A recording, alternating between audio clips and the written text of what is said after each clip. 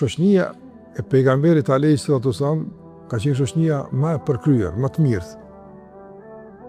Njerëz që kanë jetuar besimtarë dhe besimtarët që kanë jetuar në kohë të pejgamberit alayhis salatu wasalam, padyshim se si shoqëni, si kolektivitet kanë qenë më të mirët. S'ka më të mirë se ata. E kanë ndihmu pejgamberin sa me kanë pa pejgamberin sa kanë mësuar prej tij, janë fal mas tij kështu me radhë.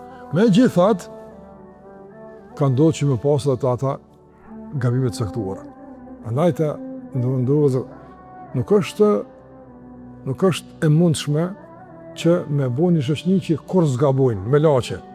Njerëzit ndodh, bëjnë gabime.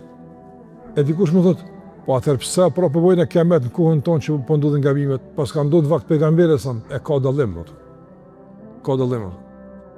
Ku është dallimi? Ka shumë dallime. Një nga ato kryesorët është se në vakt pejgamberit sa domethënë e keqja ka qenë mshefën. Sot është publike. Apo ka qenë e rrallë, sot është e shpeshtë. E përmend që në kohë të pejgamberit sa esenca dhe dominimi ka qenë i të mirëve. Dominimi ka qenë i moralit, i vlerave, i përkushtimit ndaj Allahut mënduar. Po ka pas dikush që ka rënë gjuna. Sot fatkeqësisht, domthonë dominimi në shumicën e rasteve është i të keqës.